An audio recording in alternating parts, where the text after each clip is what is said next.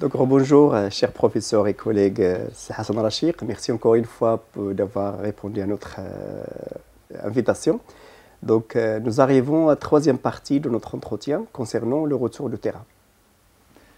Alors, retour de terrain, c'est un sujet un peu qui est normal dans la vie d'un anthropologue. Souvent, les anthropologues, après une dizaine d'années, une vingtaine d'années, retournent sur le terrain, soit pour étudier, décrire, analyser les mêmes phénomènes ou d'autres, ou juste, comme c'est mon cas, juste pour voir ce qui s'est passé. Alors, je suis retourné en 2011, donc après une vingtaine d'années d'absence, en 2011. Et ce qui était intéressant, c'est de voir un peu les changements comme ça à vue de nez. Ce n'était pas une enquête, ce n'était pas une étude, juste un vue de nez. Je suis resté pratiquement 5 ou 6 jours. Et donc, ce que j'ai remarqué, d'abord, j'étais très content. J'étais très content de revoir quelques informateurs, quelques amis.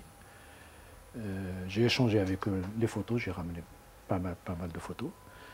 Et donc on était dans la place, dans Souera, en train de défiler les photos, de distribuer les photos aux amis, aux informateurs. Et c'était un moment très agréable, parce que bon, plus la photo est ancienne, plus elle a de la valeur. Donc il y a des photos qui ont été prises en 1986, 87, 88. Et à chaque fois, il y a des remarques du type « Oh, ça c'est ma fille maintenant, il a 3 enfants, il est à Marrakech, il est marié, etc. etc. » Donc ça, c'était un moment de plaisir. Mais en défilant également les photos, il y avait des moments de tristesse. Telle personne est décédée, tel autre a immigré, et ainsi de suite. Et donc c'était un moment de partage, de souvenirs, de photos, etc. C'est agréable, ça fait partie du retour sur le terrain. Est-ce que tu te rappelles de ceci? Est-ce que tu te rappelles de cela? Est-ce que tu as vu ceci? Etc. etc. Le deuxième, et ça c'est peut-être un peu prévisible, après une vingtaine d'années, bien sûr, sur le plan de l'architecture, sur le plan du bâti, sur le plan démographique, il y avait des changements énormes. Le village a grandi, c'est une vallée touristique, le village est un village touristique, donc il y avait beaucoup de restaurants.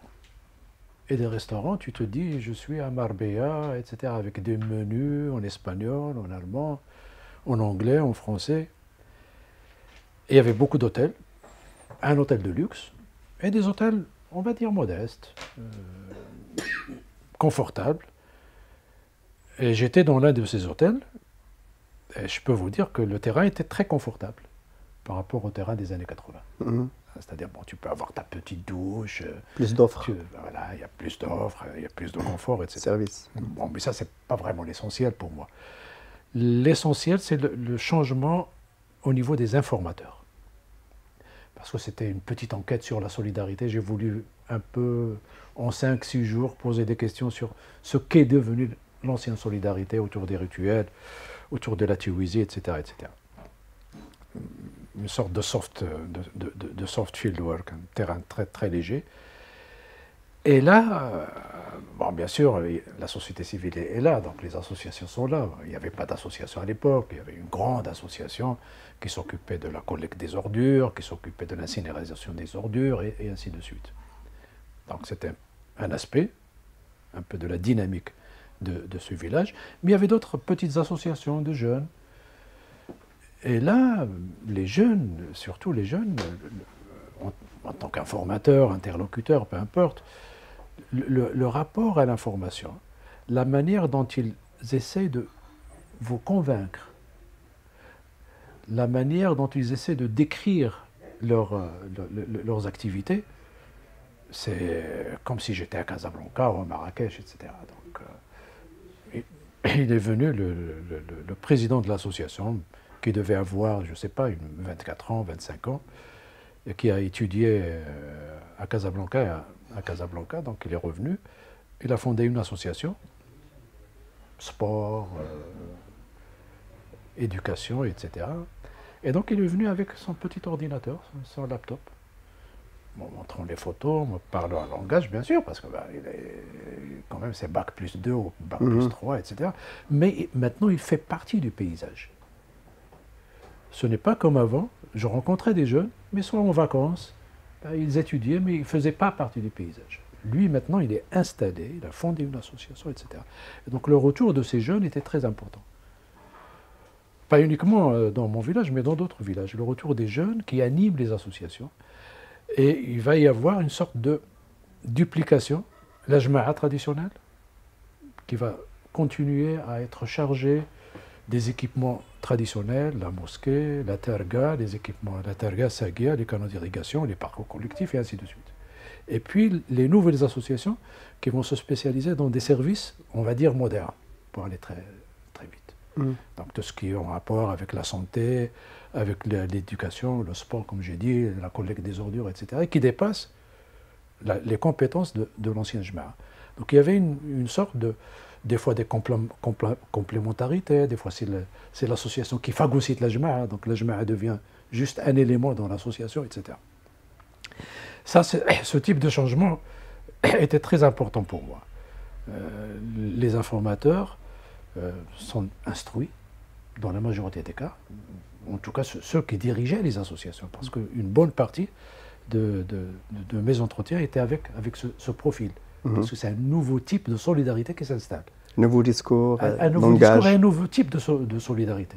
C'est-à-dire une solidarité qui n'a rien à voir avec la solidarité ancienne de la jma'a, etc. Une nouvelle solidarité autour de l'éducation de la jeune fille. La jma'a ne s'occupe pas de la jeune fille. Il avait d'autres choses. Il avait d'autres choses à faire. Donc, et là, le langage, bon, c'est des fois mi-français, mi-berbère, des fois mi-berbère, mi-arabe classique, etc. Et ça, c'était un changement énorme pour moi. Moi qui étais habitué à parler avec les nomades, les paysans, et à apprendre leur jargon. Là, j'étais relativement à l'aise, ce qui a un peu diminué un peu la fascination du terrain, mais ce n'est pas un problème. L'autre chose, lorsqu'on retourne sur le terrain, on essaie de voir, bien sûr, ce qui est nouveau. Moi, ce que j'ai remarqué, c'est un peu l'activité touristique qui était très, très dynamique, et les associations. Ce nouveau type de solidarité, je trouvais que c'était intéressant. Peut-être qu'il y avait d'autres choses que j'ai pas pu observer. Et le deuxième aspect, c'est qu'est-ce qui a disparu? Et ça, c'est le retour sur le terrain, c'est deux questions en gros. Hein? Ce qui est nouveau, ce qui est disparu. Ce qui est nouveau et ce qui a disparu. Et bien sûr, il y a entre les deux ce qui est ancien et qui a pris d'autres, qui a continué sous d'autres formes, etc. Alors, ce qui a disparu, mais de façon pratiquement brutale, c'est le Moussem de Sidi Chamarouch, qui était un peu l'objet de mon deuxième livre, Le Sultan des autres. Donc il a disparu début des années 90. Donc plus de Moussem. Mais donc ce que j'ai observé, c'est devenu une archive. Les photos, la description, c'est devenu une archive. La seule chose qui a persisté, parce que c'est en rapport avec la Jma'a, c'est l'organisation du sanctuaire. Là, bien sûr, ça continue, etc. Et donc là, voilà la disparition d'un rituel qui était central pour la Taqbilt, les trois villages, et puis l'agonie qui continue des Ma'rouf, qui étaient beaucoup plus célébrés par les femmes que par les hommes. Et l'apparition, le réformisme, je l'avais déjà décrit, mais le réformisme un peu du sens commun, c'est-à-dire accepté, il était... Oui. Il était déjà là. Il était déjà là en 1985-86. Il y avait toujours des gens qui te disaient ça c'est bid'a, ça c'est l'asnam, c'est l'idolâtrie, etc. C'est des idoles, etc. Il y avait. Mais ça dépassait pas le sens commun. Ça dépassait pas. Et pourquoi c'est bid'a? C'est dans le Coran. Le frère l'a dit. Maintenant, il y a un discours relativement construit sur shirkiyat. On va te parler de shirkiyat, on va te parler de l'ikhtilat, il va te dire il y a un argument, hadith, etc. Pourquoi l'ikhtilat ou la mixité doit être bannie dans les rencontres, comme les Moussem, les Moussem, etc., etc. Donc il y avait un discours qui s'installait et qui était un discours citadin, un discours puritain, pour dire les choses très, très, très rapidement. Donc voilà un peu C'est à ce moment où il a commencé l'apparition du khimar chez les femmes et moins de participation des femmes dans le rituel. J'ai vu dans 2 ou 3 villages, on m'a dit que ce n'est pas encore très fréquent, le khimar n'est pas fréquent, mais il y avait des femmes avec des khimars. Et puis, on m'a également apporté que, bien sûr, quand on porte un khimar, donc c'est un discours relativement puritain sur les rituels, sur ce qui est local, etc. Donc même l'habit local qui était puritain, l'habit de la femme berbère était puritain, donc c'était pas de l'habit citadin, mais peu importe. Donc il y avait, et ces femmes-là n'assistaient pas au Marouf. Donc c'est revenu dans la description des informateurs et des informatrices. Les informatrices, c'était ma collègue et mon ami Fadma Etmous qui s'occupaient de cette partie-là. Voilà. Encore, j'ai évoqué la question de nostalgie, mais là, la dernière phrase, il dit que tu n'as pas de nostalgie, mais c'est plutôt prolongé dans les souvenirs. Ça veut dire les souvenirs ils ont pris le dessous de nostalgie. Oui. Non, bien sûr, comme je l'ai déjà dit, donc moi j'avais le cœur serré à un moment.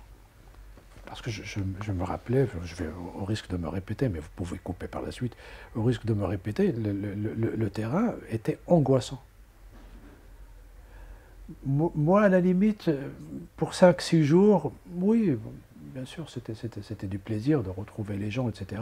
Et puis j'étais avec Fadma Etmous, avec Mahfoud, Mehdi également, Mohamed était là, donc c'était Mohamed Mehdi était là qui a travaillé sur...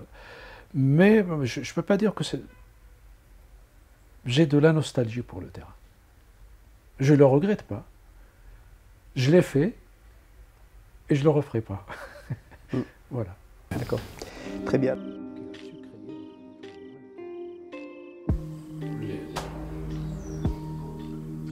Ce beau cahier, 1969-70.